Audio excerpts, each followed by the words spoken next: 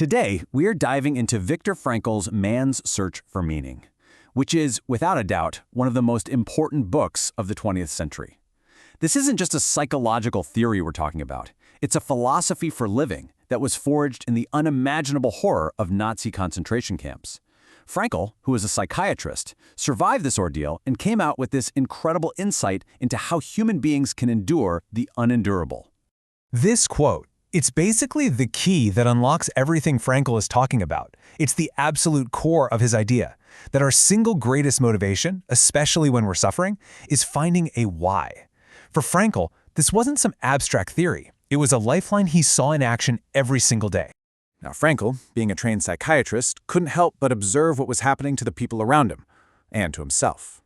He realized the psychological journey of a prisoner wasn't just random chaos. He saw a clear pattern, a descent and transformation that he broke down into three very distinct phases. So what did this journey actually look like? Well, it all started with the shock of arrival. Prisoners would cling to what Frankl called the delusion of reprieve, this desperate last-minute hope that maybe, just maybe, things would turn out okay for them. Of course, that hope was quickly crushed, which led to phase 2, entrenchment.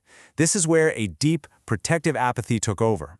And finally, for the very few who made it out, liberation wasn't the pure joy you'd imagine. It was this weird mix of disbelief, bitterness, and a real struggle to return to a normal world. That second phase, entrenchment, is fascinating.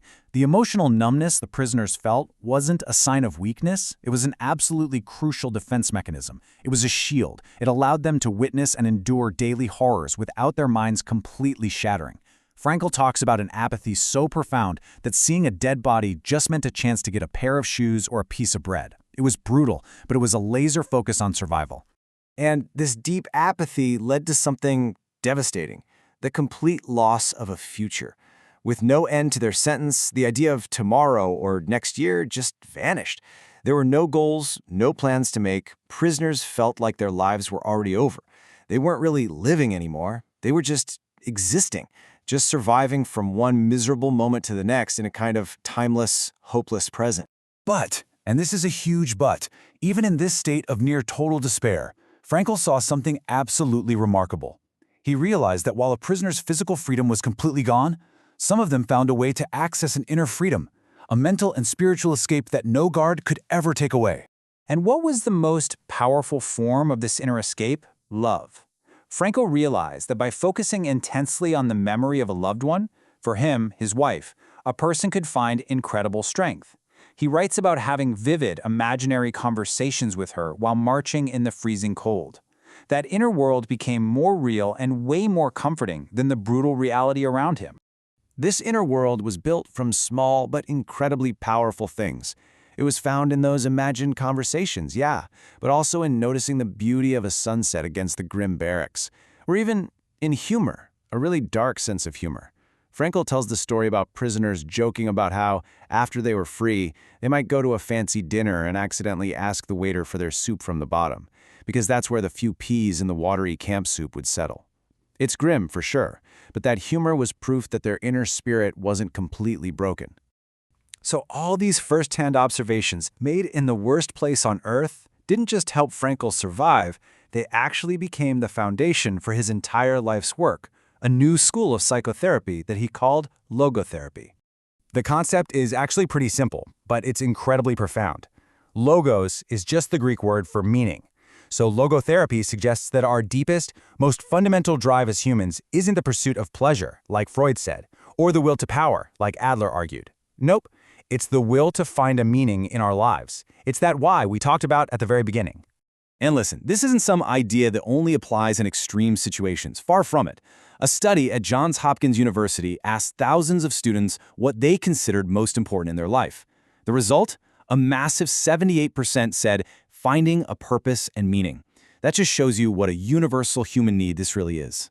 So what happens when we don't have that meaning? Well, Frankl called that feeling an existential vacuum, a sense of inner emptiness, boredom, and aimlessness. You might even recognize a milder form of it, what he called Sunday neurosis. You know that feeling of unease when the busy work week is over and you're left alone with the quiet, nagging feeling that your life might be a bit hollow? That's it.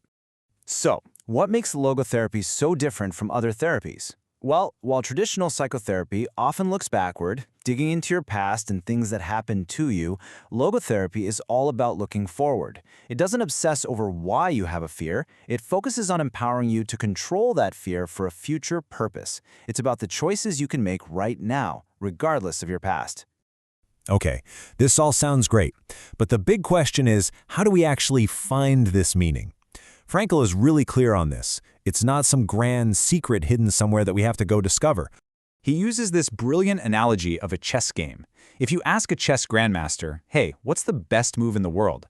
They'll tell you that's a ridiculous question. There is no single best move. There's only a best move for a specific board, in a specific situation, at a specific moment in the game. And meaning in life? It's exactly the same. There's no one-size-fits-all meaning for everyone. There is only the right response, the meaningful choice, for you in this moment. And this leads to such a powerful conclusion.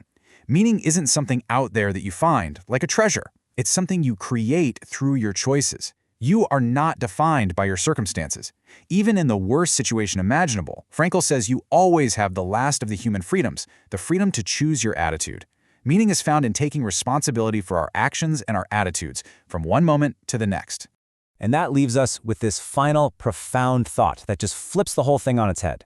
Frankl says we've been asking the wrong question. We shouldn't be asking, what is the meaning of my life? Instead, we have to realize that life itself is asking us that question. Every day, every single moment, life is posing questions to you, and you are the only one who can answer. By answering for your own life, by taking responsibility for your choices. So let me leave you with that. What is your life asking of you right now?